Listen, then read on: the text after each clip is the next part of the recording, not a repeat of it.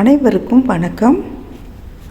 வெள்ளிக்கிழமைகளில் பெண்கள் கட்டாயம் செய்யக்கூடிய ஒரு விஷயம் பார்க்க போகிறோங்க இந்த வீடியோக்குள்ளே. அது என்ன அப்படின்னு சொல்லி பார்க்கலாம். பெண்கள் வெள்ளிக்கிழமைகளில் இதை செய்ய மறக்காதீங்க. கட்டாயம் செஞ்சீங்க அப்படின்னு சொன்னால் உங்கள் வாழ்க்கை வளமாகும். உங்கள் குடும்பத்தில் நல்ல விஷயங்கள் எல்லாம் நடக்க ஆரம்பிக்கும். மகாலட்சுமி வீட்டில் நிரந்தரமாக தங்குவாங்க. அடுத்து பார்த்தோன்னு சொன்னால் நீங்கள் எந்த ஒரு காரியத்துக்கு போனாலும் சரி, அது முகராசின்னு சொல்லுவாங்க இல்லையா, அந்த விஷயம் உங்கள்கிட்ட இருக்குங்க. அப்படியே சக்ஸஸாக மாறும். எவ்வளோ ஒரு விஷயங்கள் என்றாலுமே சரி, ரொம்ப ஈஸியாக நடக்கும். உங்கள் கைராசி அந்த அளவுக்கு மாறுங்க. உங்கள் கையே மகாலட்சுமி கை மாதிரி அந்தளவுக்கு ராசியான கைகளாக மாறும். வீட்டில் செல்வம் கொளிக்கும். இது எல்லாம் நடக்கணும் அப்படின்னு சொன்னால் இந்த ஒரு விஷயத்தை கட்டாயம் நீங்கள் செஞ்சே ஆகணுங்க. அதுவும் வெள்ளிக்கிழமைகளில் கட்டாயம் நீங்கள் செஞ்சே ஆகணும். இது ஒன்றும் பெரிய விஷயம்லாம் இல்லைங்க, ரொம்பவே சாதாரணமான ஒரு விஷயந்தான். அது என்ன அப்படின்னு சொல்லிட்டு நம்ம பார்க்க போகிறோம். வாங்க வீடியோக்குள்ளே போகலாம். அதுக்கு முன்னாடி ஒரு சின்ன விஷயங்க. இந்த வீடியோவுக்கு நீங்கள் பண்ணக்கூடிய ஒவ்வொரு லைக் தான் எனக்கு பண்ணக்கூடிய ஒரே ஆதரவு, சப்போர்ட். ஸோ இந்த வீடியோ பிடிச்சிருந்துச்சுன்னா லைக் பண்ணி சப்ஸ்கிரைப் பண்ணிக்கோங்க. இப்போ வெள்ளிக்கிழமைகளில் நாம் பெரும்பாலும் பாருங்களேன், ஏற்றக்கூடிய விளக்கு நெய் விளக்காக இருக்கிறது ரொம்பவே விசேஷங்க. அதுலேயும் மஞ்சள் கலர் திரி, சிவப்பு கலர் திரி, பச்சை கலர் திரி போட்டு விளக்கு ஏற்றுவது ரொம்பவே நல்லது. நான் இந்த கஜலட்சுமி விளக்கு சிவப்பு கலர் திரியும், இந்த அகல் விளக்குக்கு மஞ்சள் கலர் திரியும், அடுத்து குபேர விளக்குக்கு பச்சை கலர் திரியும் போட்டு விளக்கு ஏற்றிருக்கேன். இது கிடைக்குதுங்க, இப்போ ரொம்ப ஈஸியாகவே கிடைக்குது. நீங்கள் கோவில்களுக்கு போவீங்க இல்லையா, அதுக்கு பக்கத்தில் உள்ள பூஜா ஸ்டோரில் இது கிடைக்கிது. அடுத்து ஆன்லைன் ஷாப்பிங்லேயுமே கிடைக்குதுங்க. இது குலதெய்வ விளக்குக்கு மஞ்சள் கலர் திரி, கஜலட்சுமி விளக்குக்கு சிவப்பு கலர் திரி, குலதெய்வத்துக்கு மஞ்சள் கலர் திரிங்க.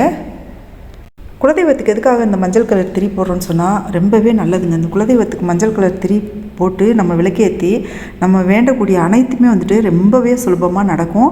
அதே மாதிரி கஜலட்சுமி விளக்குக்கு சிவப்பு கலர் திரி எதுக்காக போடுறோம்னு சொன்னால் அது மகாலட்சுமிக்கு ரொம்பவே உகந்ததுங்க. அதனால கஜலட்சுமி விளக்குக்கு சிவப்பு கலர் திரி. அடுத்து பார்த்தோன்னு சொன்னால் இந்த குபேர் விளக்குக்கு பச்சை கலர் திரி. இந்த குபேரருக்கும் ரொம்பவே உகந்தது, அதே மாதிரி மகாலட்சுமிக்கும் உகந்தது. அதனால் பொதுவாக பச்சை கலர் திரி போட்டு நம்ம விளக்கேற்றுற ரொம்ப நல்லது. நம்ம மெயின் விஷயத்துக்கு நம்ம வருவோங்க. அதுக்கு முன்னாடி இந்த விஷயம்லாம் பார்த்துட்டு நம்ம வீடியோக்குள்ளே போயிடலாம். அடுத்து பார்த்தோன்னு சொன்னால் நெய் விட்டு விளக்கேற்றுறது அவ்வளோ ஒரு நல்ல விஷயம். ஆனால் எல்லாராலையும் அது சாத்தியம் இல்லை இல்லையா. எல்லாருக்குமே அவ்வளோ விலை போட்டு நெய் வாங்கி விளக்கேற்றுறதுக்கு முடியாது. அதனால் பாருங்கள், உங்களால் முடிஞ்சிச்சு அப்படின்னு சொன்னால் நெய் விளக்கு ஏற்றுங்க. அப்படி இல்லைன்னா நல்லெண்ணெய் தீபம். இந்த நல்லெண்ணெய் தீபமுமே ரொம்பவே விசேஷமானது தான். அதில் ஒரு சொட்டு நெய்யினாலும் விட்டு ஏற்றலாங்க. 3 விளக்குலையுமே கொஞ்சம் கொஞ்சம் முடிஞ்சு அப்படின்னு சொன்னால் நெய் விட்டு விளக்கேற்றிக்கோங்க. இது வெள்ளிக்கிழமையில் மட்டுமாச்சும் செய்யுங்க, மற்ற நாட்களில் செய்யலாம். நம்மளால் முடிஞ்சிச்சு அப்படின்னு சொன்னால் தினமுமே கூட நெய் விளக்கு ஏற்றலாம், நல்லெண்ணெய் விளக்கு ஏற்றலாம். அந்த நல்லெண்ணெயில் கொஞ்சம் நெய் விட்டு ஏற்றலாங்க. அடுத்து என்ன அப்படின்னு சொன்னால், இந்த விளக்கு எரியிறது ரொம்ப நல்லது. நம்ம இந்த மாதிரி விளக்கு ஏற்றுறோம் இல்லையா, அந்த விளக்கு ஏற்றும்போது ஒரு சிலர் குங்குமத்தை நனைச்சி போட்டு சிவப்பு கலர் திரியாக்கி ஏற்றுறாங்க, வெள்ளை கலர் திரியில். அதே மாதிரி மஞ்சள் நனைச்சி காய வச்சு ஏற்றுறாங்க. தயவு செஞ்சு இது மாதிரி செய்யாதீங்க. இந்த மாதிரி ரெடிமேட் திரிகள் கடைகளில் கிடைக்கிது. அதில் வாங்கி ஏற்றுங்க. இந்த மஞ்சளும் சரி குங்குமமும் சரி கருவக்கூடாது. அதனால் அதை செய்யவே செய்யாதீங்க. நம்மளுக்கு நல்லது மட்டுமே நடக்கணும் அப்படின்னு நினச்சிங்க அப்படின்னு சொன்னால் அது செய்யவே செய்யாதீங்க. அடுத்து பார்த்தோம் அப்படின்னு சொன்னால், வெள்ளிக்கிழமைகளை நம்ம வீட்டுக்கு சுமங்கலி பெண்கள் வந்தாங்க அப்படின்னு சொன்னால் அவங்க வடிவில் மகாலட்சுமி தாயாருமே நம்ம வீட்டுக்குள்ளே நுழையிறதா ஐதீகம். அதனால் பாருங்கள், முடிஞ்ச வரைக்கும் பாருங்கள், அந்த வெள்ளிக்கிழமையில் வரக்கூடிய பெண்களை அன்பாக உபசரணை பண்ணி வீட்டுக்குள்ளே அவங்கள உட்கார வச்சு, நம்மளுக்கு தெரிஞ்சவங்களாக தானே இருப்பாங்க, நம்மளுக்கு அதுக்காக தெரியாதவங்களாம் கூப்பிட்டு வீட்டுக்குள்ளே உட்கார வைக்கணும்னு அவசியம் இல்லைங்க. வீட்டுக்குள்ளே வர்றாங்களே, நம்மளுக்கு தெரிஞ்சவங்க யாராவது தெரிஞ்சவங்களாக தான் வருவாங்க. அவங்கள கூப்பிட்டு உட்கார வச்சு அவங்களுக்கு தண்ணீர் கொடுக்கணுங்க. ஃபஸ்ட்டு தண்ணீர் கொடுத்துட்டு அவங்களுக்கு முடிஞ்சிச்சு, நம்மளுக்கு வசதி இருந்துச்சு அப்படின்னு சொன்னால் ஏதாவது சாப்பிட்டு கொடுக்கலாம். அப்படி இல்லைன்னு சொன்னால் காபி பால் ஏதாச்சும் ஒன்று கொடுக்கலாம். அவங்க வெறும் வயிற்றோட தண்ணி கூட கொடுக்காம அனுப்பவே கூடாதுங்க. அதே மாதிரி உங்களுக்கு உங்களுக்கு நீங்கள் ஜாக்கெட் பிட்டு வச்சுருந்தீங்க அப்படின்னு சொன்னால் முடிஞ்ச வரைக்கும் மஞ்சள் கிழங்கு, கொஞ்சம் குங்குமம், அடுத்து அந்த ஜாக்கெட் பிட்டு வச்சு கொடுங்க. கொடுக்குறது ரொம்ப நல்லது. உங்களுக்கு வசதி இருந்தால், எல்லாராலையும் அது முடியாது இல்லையா. அதனால் பாருங்கள், அவங்க வீட்டை விட்டு கிளம்பும்போது உங்களுக்கு அவங்க கையால் குங்குமம் வச்சு விட சொல்லுங்கள். தீர்க்க சுமங்கலி பாக்கியம் தரக்கூடியது இது. அந்த லட்சுமி தேவியும் கூடவே நுழையிறாங்கன்னு சொன்னேன் இல்லையா, அது வந்துட்டு அவங்க கையால் நீங்கள் அந்த குங்குமத்தை வாங்கிக்கிட்டீங்க அப்படின்னு சொன்னால் அதுக்கு வந்துட்டு அவ்வளோ ஒரு விசேஷமும் இருக்குது, விஷயமும் இருக்குங்க. இந்த மகாலட்சுமி தாயாரே வந்துட்டு உங்களுக்கு அருளாசி பண்ணது மாதிரி அவங்க எவ்வளவு உங்களுக்கு பிடிக்காதவங்களாக கூட இருக்கலாம். அந்த பிடிக்காது இவங்க வந்துட்டு எனக்கு அவ்வளோ பண்ணியிருக்காங்களே, இவ்வளோ பண்ணியிருக்காங்களே, இவங்க வீட்டுக்குள்ளே வந்திருக்காங்களே அப்படின்னு சொல்லி முகத்தை சுண்டாதீங்க.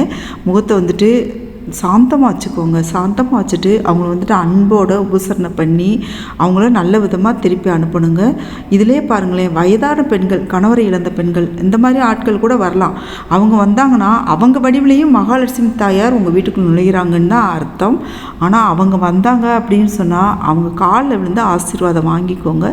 அவங்களுக்கும் இதே மாதிரி தண்ணீர் கொடுத்து ஏதாச்சும் சாப்பிட கொடுக்கலாம். அப்படி எதுவும் சாப்பாடு இல்லை அப்படின்னு குறைந்த தண்ணீராச்சும் கொடுக்கலாம். கொடுத்துட்டு அவங்க உங்கள் வீட்டை விட்டு வெளியே கிளம்பும்போது கட்டாயமாக வந்துட்டு அவங்க காலில் விழுந்து ஆசீர்வாதம் வாங்கிட்டு உங்களுக்கு வந்துட்டு குங்குமம் வச்சு விட சொல்லாங்க. அந்த வயதான பெண்கள் வடிவிலையும் வந்து மகாலட்சுமி தாயார் உங்கள் வீட்டுக்குள்ளே நுழையிறாங்க. இவங்க கணவரை இழந்திருக்காங்களே, இவங்கள்ட்ட கொடுத்து குங்குமத்தை வைக்க சொல்லாமலாம் யோசிக்கவே கூடாது. அவங்க வந்து தெய்வ கடாட்சம் நிறைஞ்சவங்க. அதனால் பாருங்கள், தயவு செஞ்சு வயதானவர்கள் வீட்டுக்கு பெண்கள், கணவரை இழந்த பெண்கள் வந்தாலும் சரி, இல்லை கணவர் உள்ள பெண்கள் வந்தாலும் சரி, அவங்க காலில் விழுந்து ஆசீர்வாதம் வாங்கிக்கிட்டு அவங்க கையால் உங்களுக்கு வந்துட்டு குங்குமம் வச்சு விட சொல்லுங்கள். அதே மாதிரி அவங்க திரும்பி போகும்போது அவங்க கையில் உங்களால் முடிஞ்சிச்சு ஜாக்கெட் பிட்லாம் வச்சுருந்தீங்க அப்படின்னு சொன்னால் ஒரு ஜாக்கெட் பிட்டு அதில் கொஞ்சம் மஞ்சள் குங்குமம் வச்சு நீங்கள் வந்து அவங்கக்கிட்ட கொடுத்து, வீட்டில் ஏதாவது சுமங்கலி பெண்கள் இருப்பாங்க இல்லையா, அவங்க மகளோ மருமகளோ இல்லை பேத்திகளோ யாராச்சும் இருப்பாங்களே, அவங்கக்கிட்ட போய் கொடுங்க அம்மா அப்படின்னு சொல்லிட்டு அவங்கக்கிட்ட கொடுக்குறது ரொம்பவே விசேஷங்க.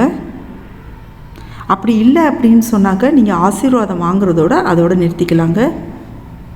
எது இருக்கோ உங்ககிட்ட, உங்கள் வீட்டில் பழங்கள் இருந்தால் பழங்கள் கொடுக்க, ஏதோ ஒன்று கொடுத்து அவங்க மனசு குளிர அவங்கள வழி அனுப்பி வைக்கிறது. அந்த தெய்வம் வந்துட்டு நம்ம வீட்டில் வந்து மகாலட்சுமி தாயார் நிரந்தரமாக தங்கிடுவாங்கன்னு சொல்கிறாங்க. அதனால் பாருங்கள், கட்டாயம் வந்துட்டு இதை செய்யுங்க. வீட்டுக்குள்ளே நுழையக்கூடிய பெண்களை, அதுவும் வெள்ளிக்கிழமைகள் வரக்கூடிய பெண்களை மரியாதை பண்ணி அனுப்பாதீங்க. முடிஞ்ச வரைக்கும் அவங்கள வந்து மகிழ்ச்சிப்படுத்தி சந்தோஷமாக வந்துட்டு நீங்கள் வந்து திரும்பி அனுப்புறது ரொம்ப நல்லதுங்க. அதே சமயத்தில் வீட்டுக்கு வரக்கூடிய பெண்கள் உங்கள் வயசுக்காரங்களாவோ இல்லை உங்களை வயதை விட சின்னவங்களாவோ இருந்தாங்க அப்படின்னு சொன்னால் நீங்கள் அவங்கக்கிட்ட ஆசீர்வாதம் வாங்க தேவையில்லை. உங்களோட வயது அதிகமானவர்கள் வந்தாங்க அப்படின்னு சொன்னால் அன்றைக்கி வந்துட்டு அவங்ககிட்ட ஆசீர்வாதம் வந்துட்டு அவங்கள நல்ல முறையில் திருப்பி அனுப்புறது ரொம்ப நல்லது. அதே சமயத்தில் வீட்டுக்கு யார் வந்தாலும் சரி, நீங்கள் வந்துட்டு பூஜை அறையை அவங்கள கூட்டிகிட்டு போய் திறந்து காட்டாதீங்க. அவங்களாம் வந்து பார்த்துட்டா ஒன்றும் பிரச்சனை கிடையாது. ஆனால் வந்துட்டு நீங்கள் போயிட்டு பூஜை அறை பூட்டியிருக்கோம். ஒரு சிலருக்கு அந்த பழக்கம் இருக்குது. அவங்க வந்தாங்க, யாராச்சும் கெஸ்ட் வந்தாங்க அப்படின்னு சொன்னாலே அவங்கள கூட்டிகிட்டு போய் பூஜை அறையை திறந்து காட்டுறது, நான் இன்னென்னதெல்லாம் வச்சுருக்கேன் அப்படின்னு சொல்லிட்டு பெருமைக்காக வந்துட்டு இன்னென்ன செலவு வச்சுருக்கேன், அது வச்சுருக்கேன், இது வச்சுருக்கேன் அப்படின்னு சொல்லிட்டு திறந்து காட்டாதீங்க. சப்போஸ் அவங்க வந்துட்டு போனாங்க அப்படின்னு சொன்னால் கூட பார்த்துட்டாங்க, சரி உங்கள் பூஜை அறையை எதிர்பாராத விதமாக கதவு திறந்துருக்கு, விளக்கெரிஞ்சிட்ருக்கு பார்த்துட்டாங்க அப்படின்னு சொன்னால் கட்டாயமாக வந்துட்டு சாயங்காலம் வந்து திருஷ்டி கழிச்சிருங்க. பூஜை அறைக்கு வந்துட்டு இரவு நேரத்தில் வந்துட்டு திருஷ்டி கழிச்சிருங்க. அதனால் பாருங்கள், அந்த திருஷ்டி வந்து போயிருங்க. அந்த தெய்வம் வந்துட்டு நிறைஞ்சிருக்க இடத்துல நம்ம மாதிரி அடுத்த பெண்களை வந்துட்டு நம்ம வந்து பெரும்பாலும் வந்து பூஜை அறையை திறந்து காட்டக்கூடாதுங்க. ஏன்னா அந்த தெய்வ சக்தி வந்துட்டு அவ்வளோ ஒரு பவரானது. அது நம்மளுக்கு மட்டுமே உரியதுங்க. வீடியோ பிடிச்சிருந்தா சப்ஸ்கிரைப் பண்ணிக்கோங்க.